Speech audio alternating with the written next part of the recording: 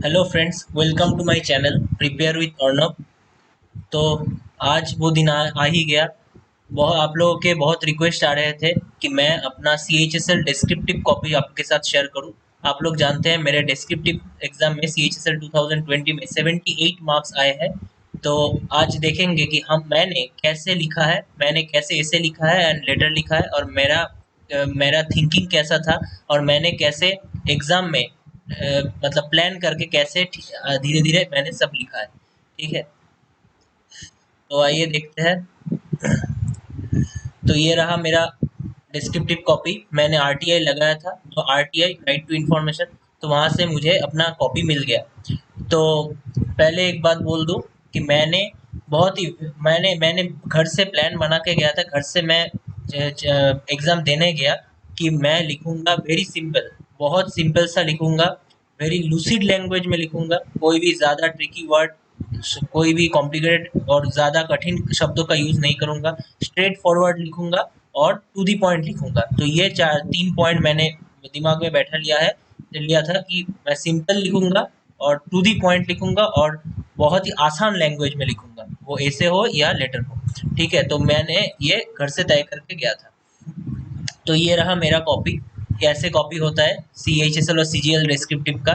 तो यहाँ पे रोल नंबर लिखना पड़ता है। ठीक है, यहाँ पे आप रोल नंबर लिखना पड़ेगा, मैंने हाइड कर दिया है। सिग्नेचर करना पड़ता है, और यहाँ पे लेफ्ट थंब इम्प्रेशन देना पड़ता है, और यहाँ पे इंग्लिश और हिंदी किस लैंग्वेज में आप लिखना चाहते हैं वो आपको टिक करना होता है। तो ये चार आपको बहुत ही अच्छे से फिलअप करना पड़ेगा। ठीक है, नहीं तो आपका कॉपी कैंसिल हो जाएगा। तो ये थोड़ा संभल के करना पड़ता है। तो आप देख सकते हैं मुझे ऐसे में 40 मार्क्स मिले हैं, 40 मार्क्स ऐसे में मिले हैं, और लेटर में 38, टोटल 78 मार्क्स मिले हैं यहाँ पे। ठीक है, तो देखते हैं क्या क्वेश्चन क्या आया था। क्वेश्चन आया था ऐसे, ये वाला ऐसे है। Write an essay on the following topic: the advantages and disadvantages of living in a metro city। मतलब एडवांटेज और डिसएडवांटेज क्या है एक बड़े मेट्रो शहर में रहने का। तो ये बहुत ही आसान सा, दिखने में आसान सा एक टॉपिक है, और आसान है भी। लेकिन आपको याद रखना पड़ेगा, आपको 250 वर्ड्स में लिखना होगा, 250 वर्ड्स, और इसके 10% इधर उधर हो सकता है। मतलब आपको एक्चुअली 225 से 275 के बीच में रहना है। तो 275 words is the limit, upper limit. तो 250 वर्ड्स और 275 वर्ड्स के अंदर आपको अपना ऐसे खत्म करना पड़ेगा। ठीक है, और ज़्यादा, और इसीलिए ये थोड़ा डिफिकल्ट होता है, क्योंकि आप अगर आसान सब्जेक्ट आ जाए, आसान टॉपिक आ जाए, तो आप तो लिखते ही जाएंगे, क्योंकि आपके अंदर थॉट्स आते ही जाएगा और आप लिखते ही जाएंगे। तो ये भी ज़रूरी है आप वर्ड लिमिट के अंदर अपना टू दी पॉइंट अपना अपना ऐसे लिखें। ठीक है, क्योंकि वर्ड लिमिट बहुत इंपॉर्टेंट है। तो जब भी मैंने ये ऐसे दिखा, ठीक है, मुझे अपना कॉपी मिला, ये मैंने ऐसे पढ़ लिया कि दी advantages and disadvantages of living in a metro city. तो मैंने फर्स्ट 5 मिनट्स पॉइंट्स बनाए। ठीक है, मैंने फर्स्ट 5 मिनट्स अपना पॉइंट्स बनाए कि मैं क्या क्या लिखूंगा। ठीक है, तो 5 मिनट मैंने इसमें दिया। तो पहले मैं एडवांटेजेस सोच लेता हूँ। ठीक है, एडवांटेजेस क्या क्या लिखना पड़ेगा, तो मैंने ये सोचा। तो देखो, मेट्रो सिटी का एडवांटेजेस क्या क्या है, मैंने ये पहले सोचा। कैसे सोचा? First, employment. एक पॉइंट है एम्प्लॉयमेंट, कि हम लोग जानते हैं बड़े शहरों में हम लोग जाते हैं एम्प्लॉयमेंट के लिए, क्योंकि वहाँ बहुत सारे काम मिलते हैं। कोलकाता, दिल्ली, बेंगलोर सब जाते हैं वहाँ पे, बहुत सारे काम का जो ये होता है, क्या बोले, मौका होता है, वो ज़्यादा होता है। तो बहुत सारे जॉब्स वहाँ पे मिलते हैं, और बहुत सारे लोग वहाँ पे काम के लिए जाते हैं। तो employment is the first point. तो एम्प्लॉयमेंट हो गया फर्स्ट पॉइंट। उसके बाद क्या है? Transportation facility. तो आप लोग जानते हैं मेट्रो सिटीज़ में क्या है, हर समय बस चलता है, ऑटो टैक्सीज हर समय मिलता है, बड़े-बड़े रोड्स है, और मेट्रो रेल भी चलता है। तो मतलब ट्रांसपोर्ट का फैसिलिटी बहुत अच्छा है बड़े शहरों में। तो ये गया 2 नंबर। नेक्स्ट थर्ड आ रहा है मेडिकल फैसिलिटी। आप लोग जानते हैं बड़े शहरों में बहुत बड़े-बड़े हॉस्पिटल्स है, और हेल्थ फैसिलिटीज़ बहुत ही अच्छे हैं। वहाँ पे सब लोग जाते हैं ट्रीटमेंट कराने। तो इसीलिए प्रॉपर मेडिकल फैसिलिटी, ये 3 नंबर पॉइंट है एडवांटेजेस का। और 4 नंबर एडवांटेजेस हम लिख सकते हैं एजुकेशन। बड़े-बड़े शहरों में बहुत बड़े-बड़े अच्छे-अच्छे कॉलेज मिलते हैं, कॉलेज, यूनिवर्सिटी सब अच्छे-अच्छे वहीं पे मिलते हैं। तो हायर एजुकेशन के लिए सब बड़े-बड़े शहरों में, मेट्रो सिटीज़ में जाते हैं। ठीक है, ये 4 एडवांटेजेस मैंने अपने मन में बैठा लिया। एडवांटेज ये 4 हमें लिखना है। उसके बाद डिसएडवांटेजेस, तो डिसएडवांटेज तो 4 एडवांटेजेस क्या क्या हुआ। फर्स्ट हुआ आपका एम्प्लॉयमेंट, उसके बाद ट्रांसपोर्टेशन फैसिलिटी, उसके बाद थर्ड हुआ हेल्थ फैसिलिटी, फोर्थ हुआ आपका एडुकेशन। तो अब आते हैं डिसएडवांटेज में। तो डिसएडवांटेज में मैंने क्या सोचा, first point cost of living. आप जानते हैं बड़े शहरों में कॉस्ट ऑफ लिविंग ज़्यादा होता है, मतलब वहाँ पे खर्चे ज़्यादा होते हैं, इसीलिए आपको सेंट्रल गवर्नमेंट के जॉब में और एसएससी के जॉब में एचआरए भी ज़्यादा मिलता है मेट्रो सिटीज़ में, एक सिटीज़ में। तो cost of living is the first point. वहाँ पे बड़े शहरों में रहने का खाने का खर्चा ज़्यादा होता है, कॉस्ट ऑफ लिविंग पहला डिसएडवांटेज ज़्यादा होता है। नेक्स्ट पॉल्यूशन, आपको जानते ही है दिल्ली में क्या हालत है। तो बड़े बड़े शहरों में तो पॉल्यूशन का बहुत प्रॉब्लम है। तो ये एक हेल्थ इश्यूज क्रिएट कर सकता है, पॉल्यूशन बहुत ज़्यादा होता है बड़े शहरों में। नेक्स्ट थर्ड पॉइंट है ट्रैफिक जैम। आप लोग जानते हैं ट्रैफिक जैम बहुत ज़्यादा होता है ये बड़े बड़े शहरों में। तो ट्रैफिक जैम है third point. Next fourth point है फूड एडल्ट्रेशन एंड क्राइम। ठीक है, फूड एडल्ट्रेशन मतलब होता है मिलावट, खाने में, दूध में, सब में मिलावट जो ज़्यादा होता है ना, वो मेट्रो सिटीज़ में ज़्यादा होता है। गाँव में अच्छा फ्रेश चीज़ मिलता है। तो सब कुछ में, सब्जी से लेके दूध, मछली, बहुत सारे चीज़ों में खराब मिलावट मिला होता है, खराब चीज़ें दिया होता है। तो बड़े बड़े शहरों में एडल्ट्रेशन, फूड एडल्ट्रेशन मतलब मिलावट ज़्यादा होता है। और क्राइम, आप लोग जानते हैं बड़े बड़े शहरों में क्राइम भी बड़े बड़े होते हैं, तो बहुत क्राइम भी वहाँ पे है। तो ये चारों पॉइंट मतलब कौन कौन, कॉस्ट ऑफ लिविंग, ज़्यादा कॉस्ट ऑफ लिविंग, नेक्स्ट है पॉल्यूशन, थर्ड है ट्रैफिक जैम, फोर्थ है फूड एडल्ट्रेशन एंड क्राइम। तो 4 मैंने एडवांटेजेस सोच लिया, 4 मैंने डिसएडवांटेजेस सोच लिया, ये मेरा फर्स्ट 5 मिनट्स में। ठीक है, फर्स्ट 5 मिनट्स में मैंने ये सोच लिया। उसके बाद हमें लिखना है, इसीलिए हम लोग पहले क्या करेंगे, इंट्रोडक्शन। अब इंट्रोडक्शन सोचना है। तो इंट्रोडक्शन सोचना ज़्यादा मुश्किल बात नहीं है। इंट्रोडक्शन मैंने शुरू किया, metro cities are the most modern and civilised and technologically advanced regions of any country. ठीक है, मैंने ऐसे लिख के शुरू किया, metro cities are the most modern and civilised and technologically advanced regions of any country. Generally, a city is called a metro city when it has a population over 10 lakhs। तो ये मैंने अच्छा एक पॉइंट दिया, मुझे याद आ गया कि मेट्रो सिटी हम उसी को बोलते हैं जिसका पॉपुलेशन 10 lakhs के ऊपर हो। तो मैंने ये स्टैटिस्टिकल डाटा इनपुट कर दिया इंट्रोडक्शन में। तो ये हो गया मेरा इंट्रोडक्शन। उसके बाद क्या लिखा मैंने, it will not be an exaggeration to say that living in a metro city brings many facilities as well as advantages to our daily life। मतलब ये कहना ज़्यादा बड़ी बात नहीं है कि एक मेट्रो सिटी में रहने रहने का बहुत सारे फायदे हैं। ठीक है, तो डेली लाइफ में बहुत सारे फायदे हैं। उसके बाद लिखा first of all scope of employment. यहाँ पे मेरा एडवांटेजेस मेरा शुरू हो रहा है, यहाँ पे इंट्रोडक्शन खत्म हुआ। मैंने लिखा first of all scope of employment is huge, for this reason the metro cities are overpopulated. तो एम्प्लॉयमेंट का मौका बहुत ज़्यादा है, इसीलिए मेट्रो सिटीज ज़्यादा ओवर पॉपुलेटेड है। उसके बाद मैंने लिखा people come here in search of a livelihood and get it easily. यहाँ पे पीपल आते हैं, लोग आते हैं और यहाँ पे रोजी रोटी कमाते हैं अपना बहुत आसानी से। उसके बाद transportation facilities are available all the time and people have various mode of transport including metro rail services. तो यहाँ पे ट्रांसपोर्ट का फैसिलिटी बहुत है, उससे उसके साथ मेट्रो रेल का सर्विस भी है। उसके बाद in a metro city big and reputed hospitals and nursing homes bring to people proper medical treatment and also critical and complex surgeries are done। तो यहाँ पे जो बड़े बड़े हॉस्पिटल्स रहते हैं रेपुटेड, वो अपना प्रॉपर ट्रीटमेंट, मेडिकल ट्रीटमेंट देते हैं। और बड़े बड़े क्रिटिकल जो सर्जरीज होते हैं, ऑपरेशंस होते हैं, वो सब इन्हीं हॉस्पिटल्स में होते हैं। ठीक है, उसके बाद the numerous higher education institutes enhance the level of education among the metro city dwellers. मतलब यहाँ पे जो हायर एजुकेशन इंस्टीट्यूट्स है, यूनिवर्सिटीज है, ये एजुकेशन का लेवल बढ़ाते हैं यहाँ के सिटीज के, जो सिटी में रहते हैं उनके लिए। तो ये हो गया मेरा एडवांटेजेस। अब डिसएडवांटेज शुरू मैंने कैसे किया, but every rose has a thorn. In spite of having lot of advantages, there are certain disadvantages too when one lives in a metro city। तो वो मैंने बोला कि ये सब एडवांटेज होने के बावजूद क्या है, बहुत सारे डिसएडवांटेज भी है। जो लोग यहाँ पे रहते हैं उनके लिए बहुत सारे डिसएडवांटेज भी फेस करना पड़ता है। तो मैंने डिसएडवांटेज शुरू किया, the cost of living is very high here, pollution poses a great threat to its dwellers।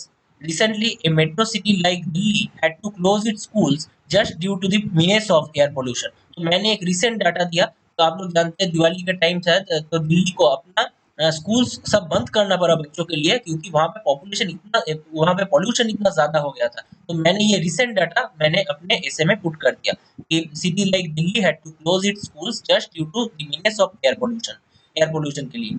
मोreover the traffic jam is a part and parcel of a metro city life. Various ways of food adulteration and crime can be seen in these cities. और एक point मैंने लिखा, people to people connection is also less in cities like Mumbai, Delhi, Bangalore et cetera. ये आप लोग जानते होंगे कि जो लोग सब बड़े बड़े फ्लैट और अपार्टमेंट में रहते हैं, अपने पड़ोस आसपास के पड़ोस का भी ध्यान नहीं रखते। कोई मर गया तो वो भी पता नहीं चलता इन लोगों को। तो ये सब भी मैंने लिखा कि पीपल टू पीपल कनेक्शन भी थोड़ा कम है गांव में, थोड़ा छोटा शहर में ये पीपल टू पीपल कनेक्शन अच्छा दिखता है, आप लोग खुद भी जानते होंगे, फेस किए होंगे। ठीक है, तो मैंने ये भी लिखा। तो ये सब हो गया डिसएडवांटेज आके यहीं पे रुका। उसके बाद मैंने कंक्लूजन की तरफ बढ़ गया। तो कंक्लूजन में लिखा, we can say metro cities will grow bigger and bigger in this era of rapid urbanisation. कि ये जो अर्बनाइजेशन हो रहा है, रैपिड अर्बनाइजेशन हो रहा है, उसमें ये मेट्रो सिटी और भी ग्रो करेगा। So to live peacefully we have to mitigate all those disadvantages and enjoy the advantage. Simple से मैंने खत्म किया कि अगर हमको अच्छे से पीसफुली शांति से रहना है, तो हम लोग को ये सब डिसएडवांटेज को थोड़ा कम करना पड़ेगा, उसको हटाना पड़ेगा, mitigate all those disadvantages and enjoy the advantages. ठीक है, तो मैंने ऐसे खत्म किया। तो यहाँ पे एग्जामिनर जो थे वो वेल रिटन ऐसे कमेंट दिए हैं, जो कि थोड़ा रेयर है। तो वेल रिटन मुझे मिला है और 40 मार्क्स मुझे उन्होंने मुझको दिया है। तो ये गया मेरा इसे, और मैंने काउंट करके देखा, मेरा टोटल वर्ड्स 275 के एग्जाम आसपास ही है, एग्जैक्टली 275 के आसपास ही है। तो मैंने ऐसे मेरा इसे कंप्लीट किया। ठीक है, तो एकदम देखे आप लोग, सिंपल सा लैंग्वेज में लिखे, straightforward and to the point. 4 advantages लिखे, 5 डिसएडवांटेजेस लिखे, एकदम सीधा सीधा बात लिखे, कोई भी ज्यादा घुमा फिरा के बात नहीं किया है। ठीक है, तो आप लोग भी ऐसे लिखने की कोशिश कीजिए, ज्यादा कुछ कोई भी एक्स्ट्रा ऑर्डिनरी वर्ड मैंने यूज नहीं किया है। तो आगे आते हैं लेटर। लेटर में क्या मिला, लेटर में क्या दिया था, यूर हेमा और हेमदेव। लड़की हो तो हेमा लिखना पड़ेगा, लड़के हो तो हेमदेव लिखना पड़ेगा। अपना आइडेंटिटी डिस्क्लोज नहीं कर सकते, अगर डिस्क्लोज कर दिया तो आपका कॉपी पूरा कैंसिल हो जाएगा। ठीक है, उसको यूएफएम बोलते हैं, अनफेयर मीन्स, तो आपका कॉपी कैंसिल हो जाएगा। तो यू आर हेमा और Hemdev, resident of locality Mohammad Kazi Karimnagar, post office Haiderpur Muzaffarnagar, pin ये वाला। Right a letter to the municipal councillor of your area drawing his attention towards the increasing population of stray dogs in your locality and the problems arising due to it। तो letter भी बहुत ही आसान आया था कि municipal councillor को letter लिखो कि स्ट्रे डॉग्स का पॉपुलेशन, कुत्तों का पॉपुलेशन बहुत ज्यादा हो गया, और उसके लिए जो प्रॉब्लम्स हो रहा है उसको कम करने के लिए, उसको हटाने के लिए आप म्यूनिसिपल काउंसिलर को एक लेटर लिखो। ठीक है, वर्ड लिमिट 150 वर्ड्स, ये 150 वर्ड्स बहुत ही कम होते हैं।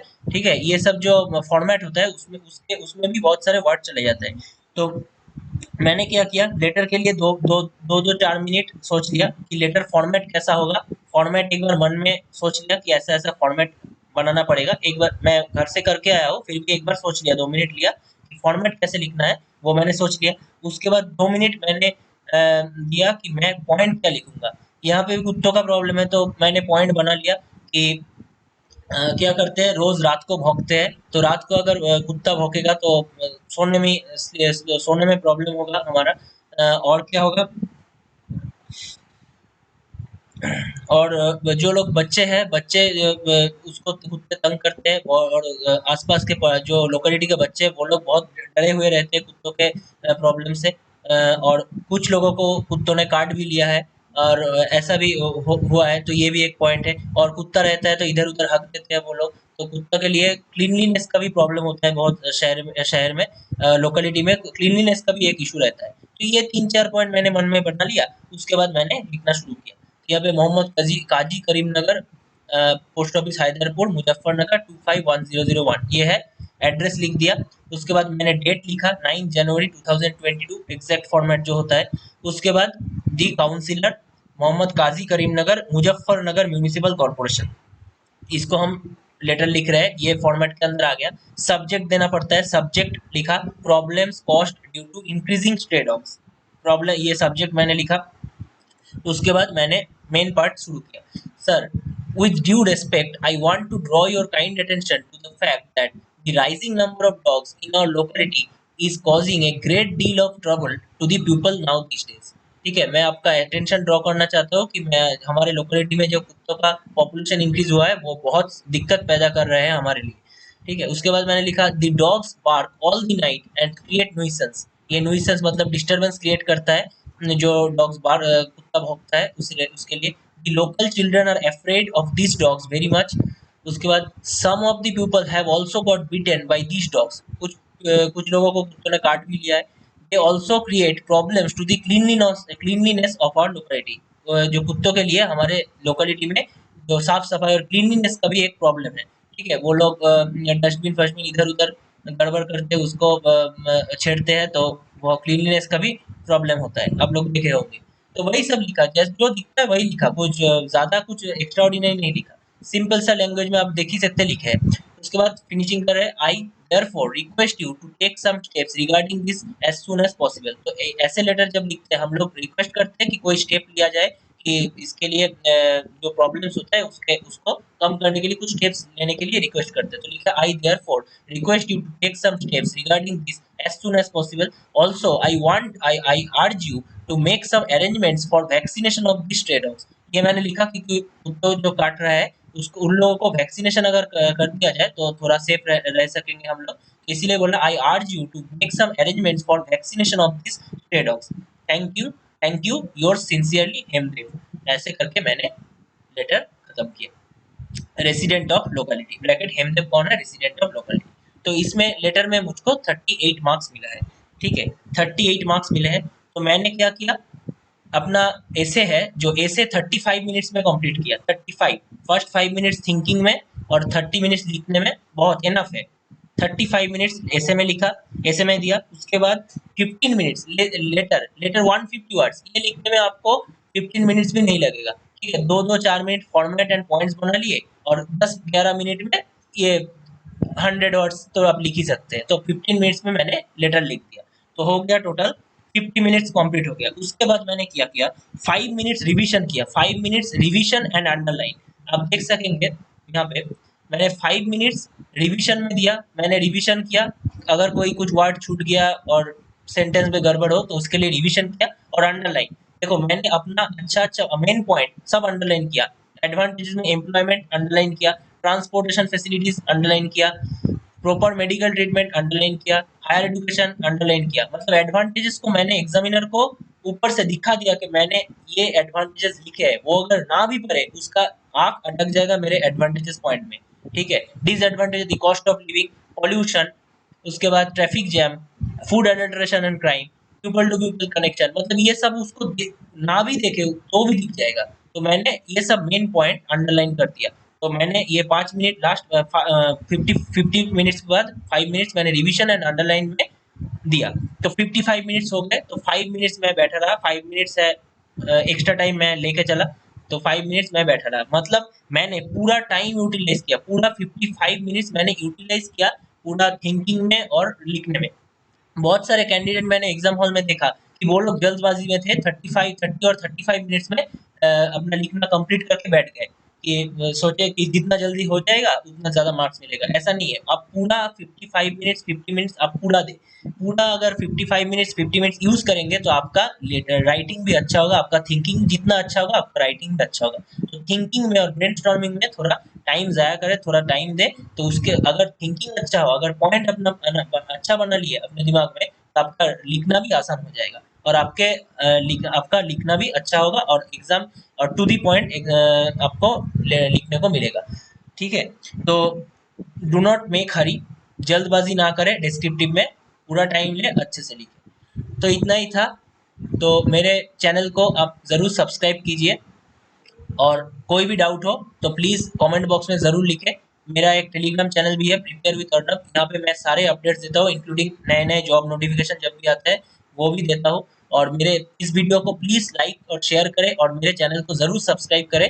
मैं अपना एक्सपीरियंस और भी शेयर करूँगा और मेरे से जुड़े रहने के लिए प्लीज़ चैनल सब्सक्राइब करें और टेलीग्राम चैनल को ज्वाइन करें। मेरे जो वीडियोज़ और भी वीडियोज़ है उसका पूरा प्लेलिस्ट आपको डिस्क्रिप्शन बॉक्स में मिल जाएगा और कमेंट बॉक्स में भी पिन करके मैं दे दूँगा, तो वहाँ पे आपको लिंक मिल जाएगा।